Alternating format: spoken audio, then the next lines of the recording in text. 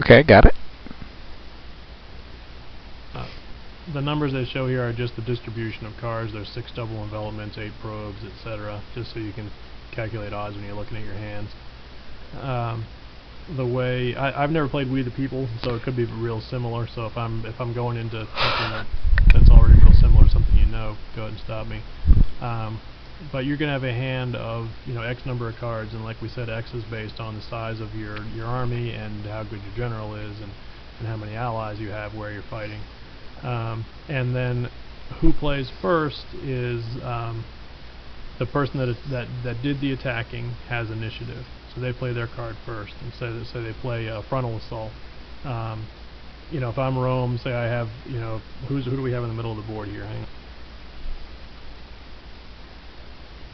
Alright, we have Scipio for me and Hannibal for you. So, say for some reason I've lost my mind and I've attacked Hannibal with Scipio. So I play first and I play a frontal assault.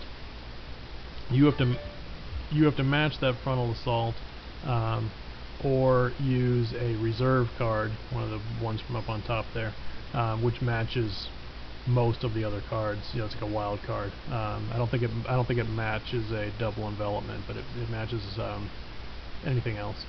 I think you got disconnected so again. If you match that.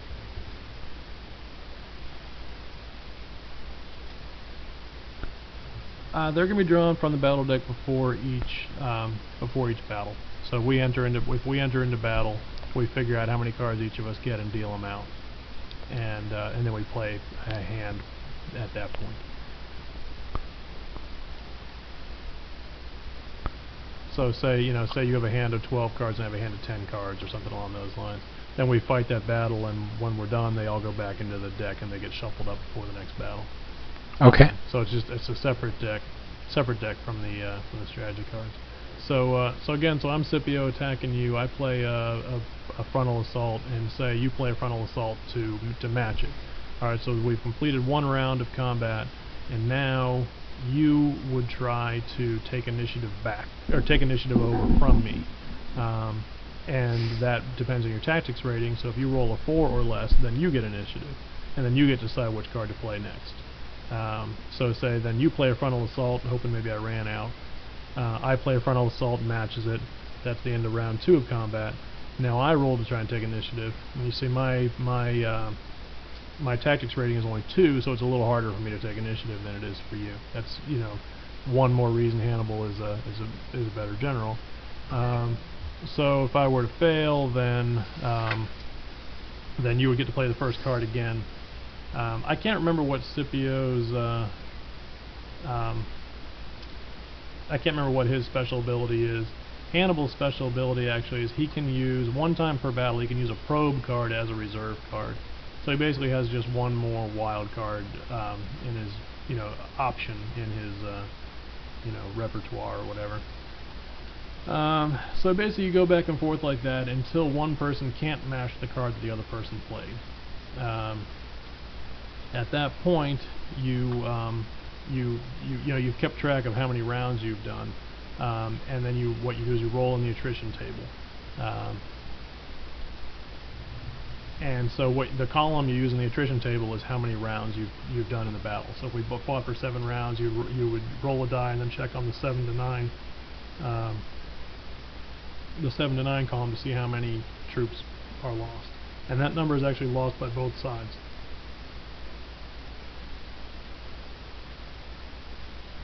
Okay.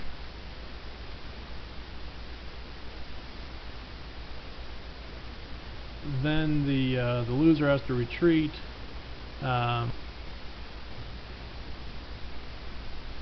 And they're gonna roll on the retreat table to see how many they lost. And that's a harsher penalty usually. If it's a small army, you're on the 1 to 4, and the larger you're on the 5 to 5 plus. And so then you're going to lose more guys. If you have to retreat through enemy PC markers, you lose even more guys. And then at the end of all that, you determine how many PC markers you have to lose based on how many guys you lost. So half rounded down of PC markers.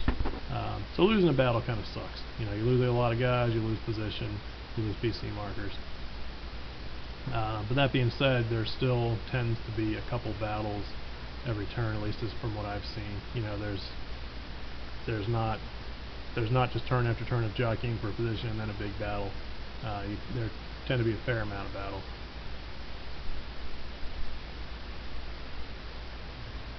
Getting reinforcements on the board. There's a reinforcement phase every turn.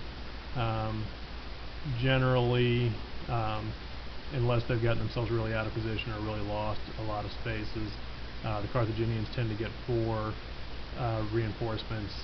They're restricted as far as where they have to put them. I think 1 goes down in Africa and 1 goes with Hannibal, and you know they get spread around a little bit. There's some rules for where they get placed. Rome gets 5 every time. They have to go with generals.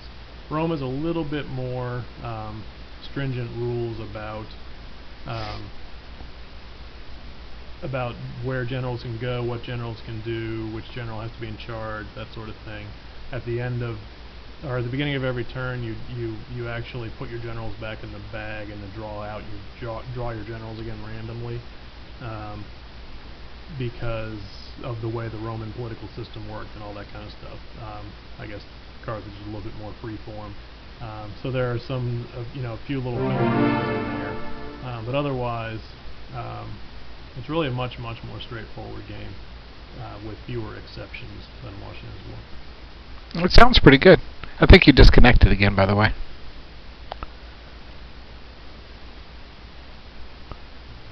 Alright, let me get synchronized up here again. We'll just take a look at a couple of strategy cards, and then I'll take off for the evening.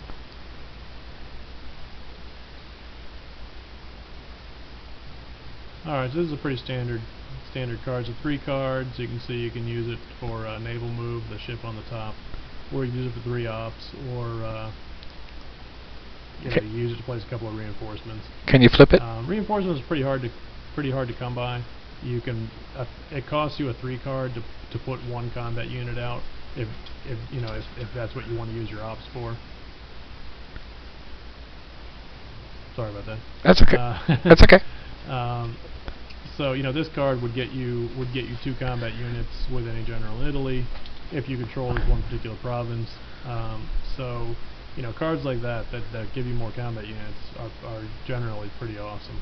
Because like I said, if you wanted to just place 1 combat unit on the board, it would cost you it would cost you 3 ops if you were just using a straight ops card for it.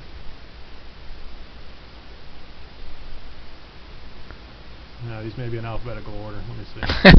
Hopefully not. On Vassal, they shouldn't be. I went ahead and shuffled them. Pestilence, it makes an army roll in the attrition save.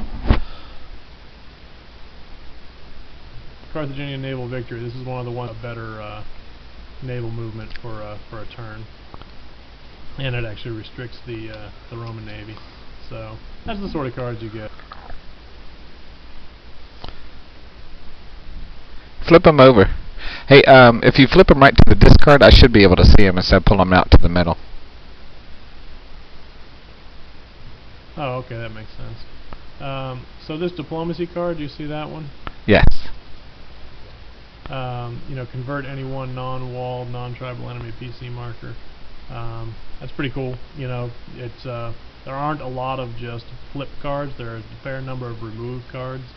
But being able just to flip a PC marker somewhere that you play that toward the end of the turn, it can often make the difference between a guy controlling a province and you controlling it, which is a 2 VP swing right there. So those cards are really nice and really disappointing when the other guy drops them on you. But I gotta go. I'm getting texted by